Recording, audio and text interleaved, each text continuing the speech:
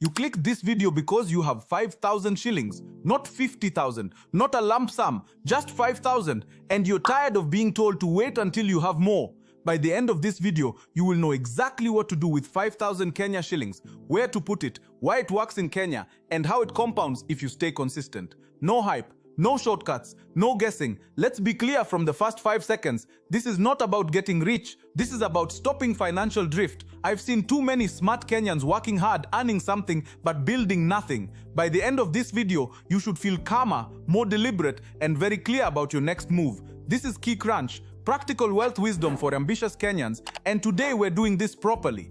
Quick note before we move forward, nothing here is a promise or a shortcut. This is education, not magic. You still have to execute. Now let's begin. Step 1. Stop waiting for big money. This step kills the lie that I'll start when I earn more. Before anything else, let me take you to a very familiar place. It's end month. You've paid rent. You've paid fare. Food is sorted barely. You open your M-Pesa. Balance 5,200 Kenya shillings. You stare at it. You think, this is too small to invest. So you do nothing. A week later, it's gone. Small emergencies, impulse spending, life. That cycle repeats every month. Now contrast that with another Kenyan. Same salary, same pressure. She also has 5,000 left. But instead of waiting for a miracle raise, she makes one decision.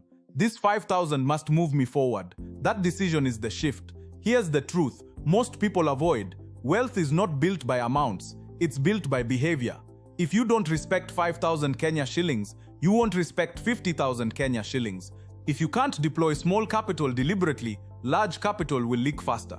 So the first investment is not a product, it's a rule.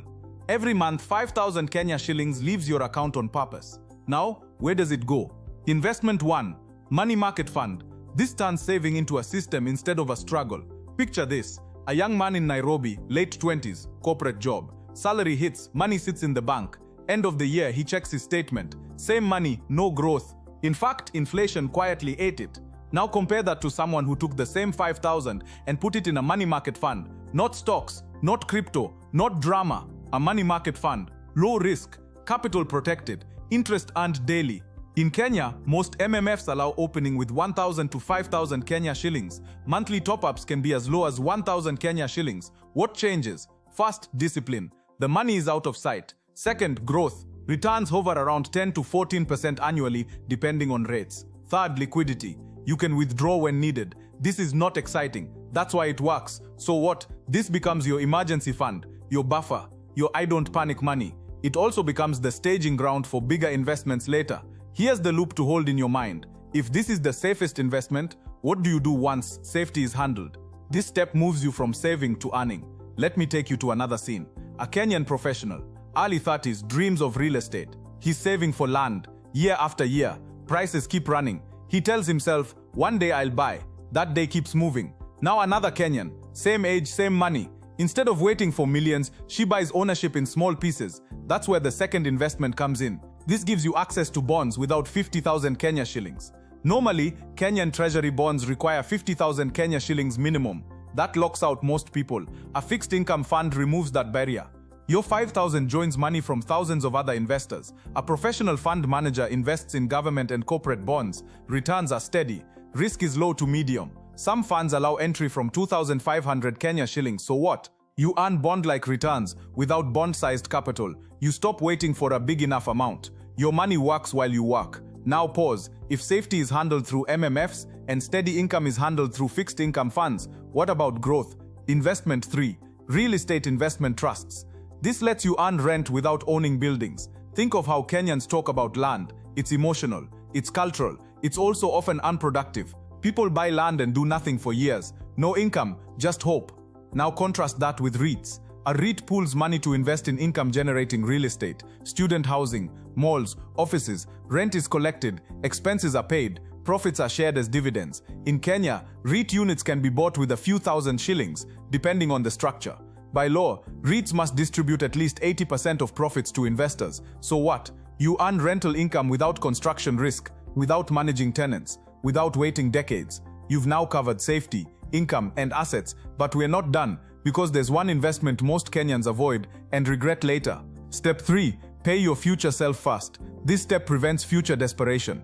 Let's talk about retirement. Briefly, honestly, most working Kenyans believe NSSF will handle it. Run the numbers. It won't. A study showed over 70% of working Kenyans retire poor, not because they didn't earn, but because they didn't plan. Now imagine two 30-year-olds. One ignores pensions. One puts 2,000 to 5,000 Kenya shillings monthly into a personal pension fund. Fast forward 25 years. One is dependent. The other has options. Investment 4. Personal pension fund. This buys future freedom cheaply. Personal pension funds in Kenya can be opened with as little as 1,000 Kenya shillings. Money is invested long-term. Compounding does the heavy lifting. The earlier you start, the less you need. So what? You remove pressure from your future. You don't burden your children. You don't cling to jobs out of fear. Now one final piece. What if you want balance? Not too safe, not too risky.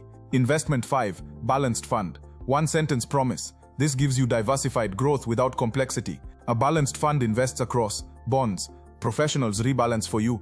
Entry, usually 5,000 Kenya shillings. Risk, medium. So what? You get growth exposure without micromanaging. You learn to tolerate market movement calmly. Here's a simple example.